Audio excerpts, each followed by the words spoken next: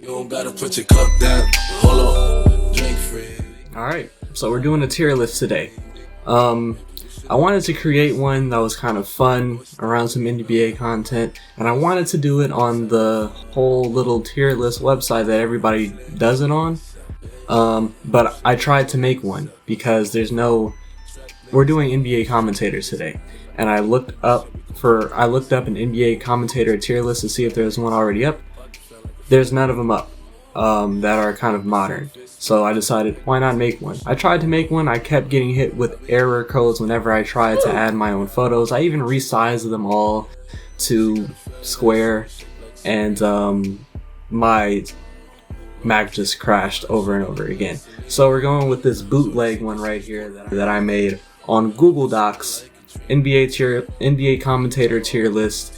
There's S tier, A tier, B tier, C tier, D tier, and F tier. This should be pretty fun, pretty quick and easy.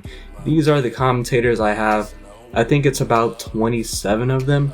I know there are more of them, but this is really just mainstream commentators that you'll see on ESPN, TNT, and NBA TV as well.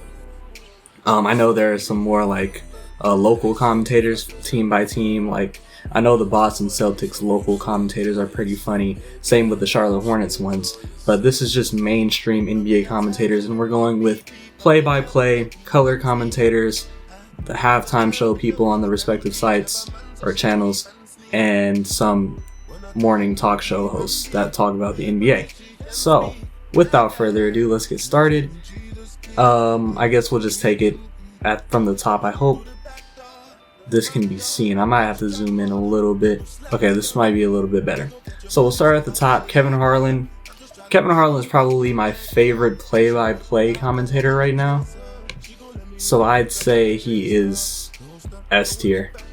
I'd say so. He's had some pretty iconic calls in my entire time watching the NBA. If you remember that his call when Meta World Peace at the time had that dunk.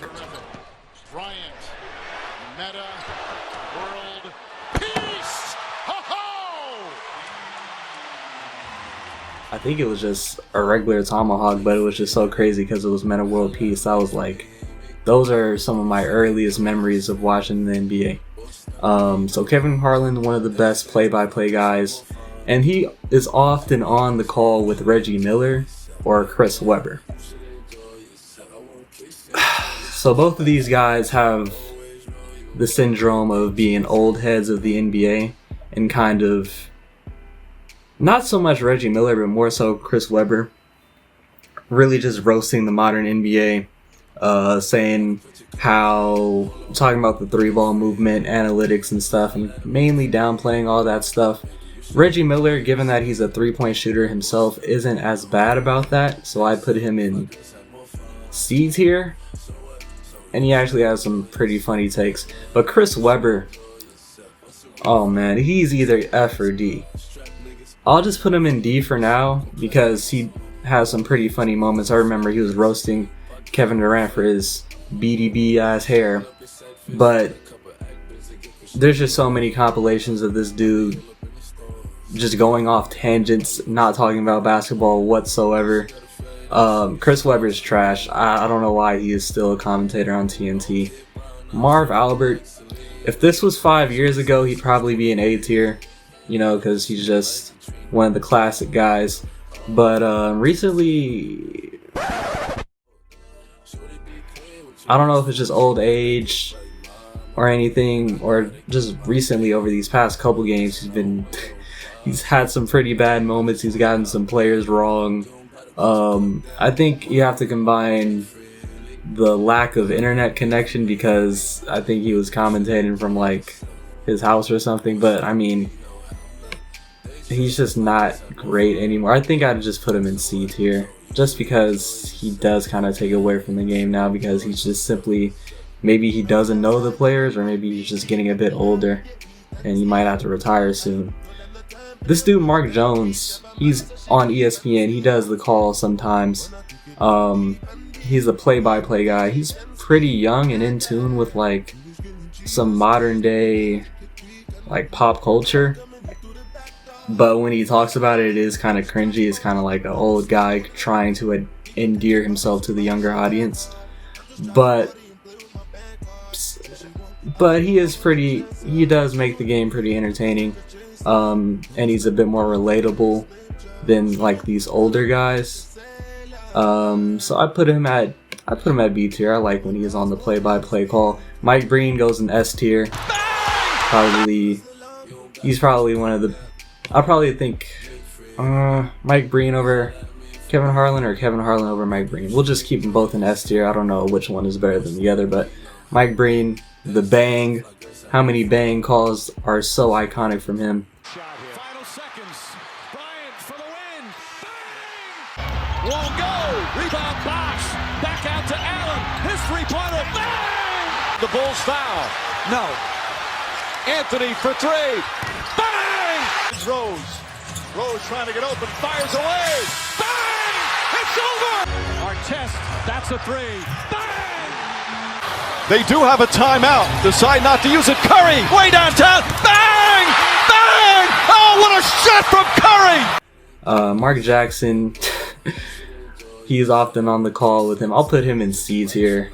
Mark Jackson says some dumbass shit sometimes. You make that move in my park, you're not going home, my friend.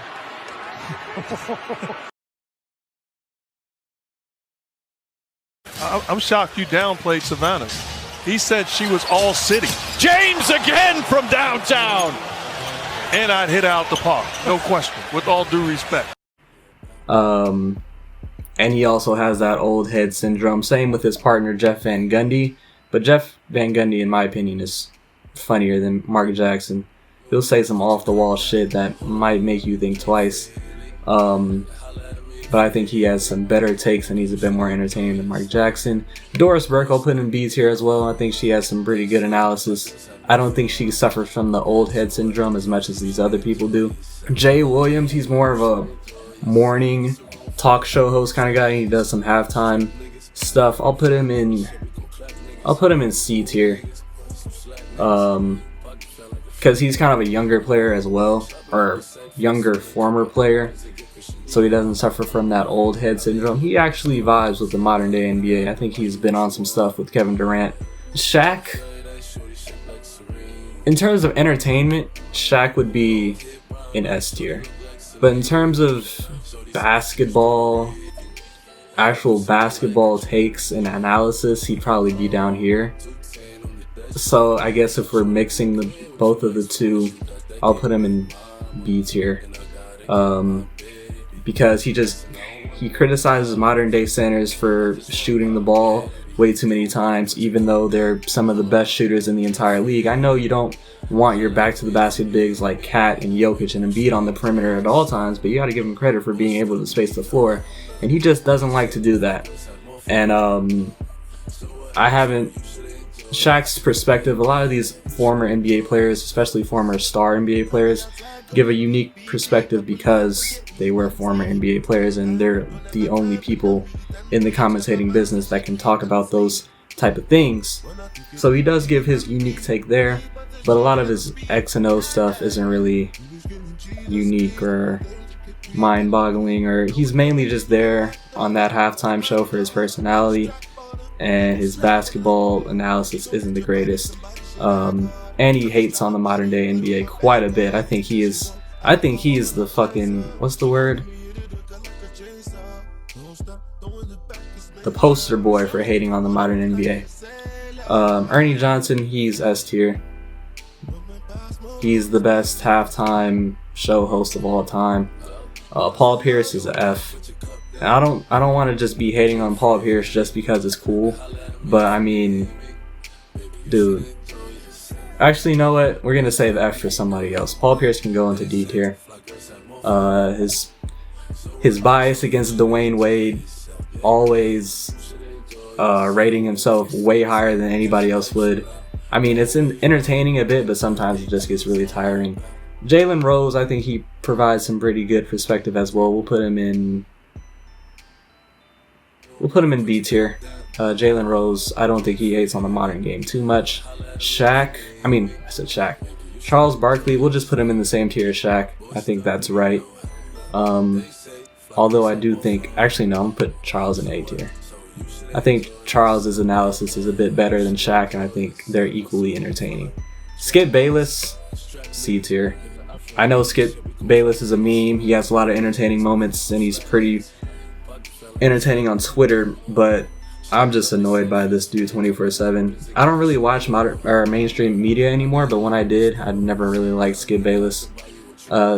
Shannon Sharp, he's more of a football guy, so if this were NFL commentator tier list, he'd probably be up there in A. I also think Skip Bayless's NFL commentary is way better than his NBA, but in terms of NBA, we'll just put him at C tier. I don't think he said anything too blasphemous. He's just a LeBron stan. That's the dynamic between these two, the fact that they're on opposite sides of the LeBron spectrum. So I'll just put them both in C tier. Max, I'm not gonna lie, Max has had some pretty interesting takes that are kind of out of the box or out of the ordinary that most mainstream NBA commentators wouldn't like talk about in terms of analytics, embracing the 3-ball movement. But he also does say some dumb shit as well. High leverage moment, fate of the universe on the line. I want open shot, not go get it. I want Iguodala taking that shot for me. What? So we'll put him in the C tier as well. We want to keep Shannon and Skip right next to each other. Kendrick Perkins, this is the dude that goes in the F tier. He's trash. He's a former player, so he has that unique perspective of being that, but he was just a role player, and he talks up himself like he was an all-star, and he always talks about that 2008 Celtics team like they were just a fucking dynasty. And I don't think he has many unique or mind-challenging basketball takes that provide a lot or an extra layer to content, so he's going in F tier for sure. He's just a big dude that likes to talk. And I don't even think he's that entertaining, honestly. Isaiah Thomas, he suffers from old head syndrome. He's going in D tier. He's an NBA TV guy, so most people don't really see him. Stephen A, he goes in... Ooh. That is blasphemous! That is blasphemous! He goes in A tier. He's just that entertaining. His entertainment value really carries him. He provides a lot of not on the court X and O type of analysis, but kind of behind the scenes in the locker room and upper management type of analysis that is pretty important and unique, but his X and O stuff isn't the greatest. But I mean, it's Stephen A. I mean, for the simple fact that it's Stephen A, he might have to just go into S tier, but I'm gonna put him in A tier. Oh, this is Greg Anthony.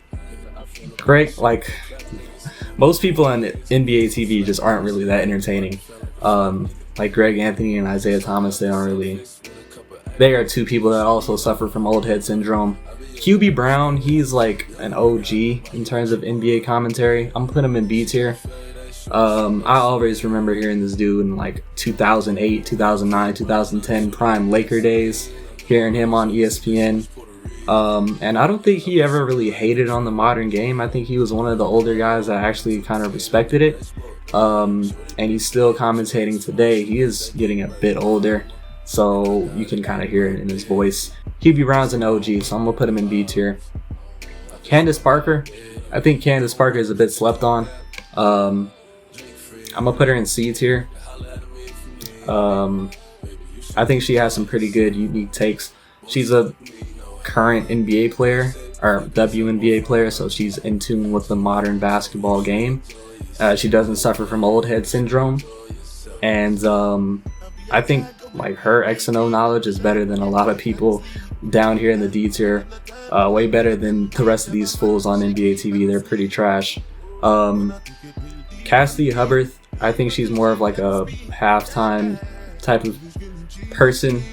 But she does a pretty decent job of hosting, so we'll put her in C tier as well.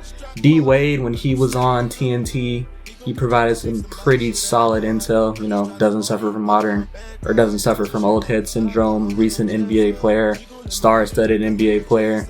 I think he's pretty good for the TV role. We'll put him in B tier. And then last we have Kenny Smith. Kenny Smith isn't as entertaining as Charles and Shaq, but I think he's a bit more nuanced with his NBA takes in terms of on the court stuff. So we'll put him in B tier. We'll put him in B tier right with Shaq. And that's everybody. Obviously there's more people that I'm missing, but these are just the top people that came, or these were the people that came to the top of my head. Let me look at this and see if I want to reorganize anything. But I mean, the only people I have in S tier are play-by-play guys and halftime hosts. No, we'll put Stephen A in S tier just because he's Stephen A. Charles is cool in A. Mark Jones, Van Gundy, Doris Burke. Yeah, they're all cool in B. These guys in C tier. Is Van Gundy really a tier above Mark Jackson? I don't know. But I do like Van Gundy more than Mark Jackson. I might put Candace in B tier, honestly. Because I think her takes are pretty good. Yeah, Weber, Paul Pierce, Isaiah Thomas, and Greg Anthony in D tier, and Perkins in F tier. Yeah, I think this is my final one. Given the fact that most of the people in A tier and S tier are just play-by-play guys and halftime hosts, and not really like color commentators, I think you can really see the state of mainstream NBA commentary. It's in a bad spot because I don't really like any color commentators in the mainstream media at all. And that's kind of why I've gravitated away from mainstream NBA coverage to YouTubers. There's a lot of YouTubers that do a great job, and I'm trying to be one of those guys.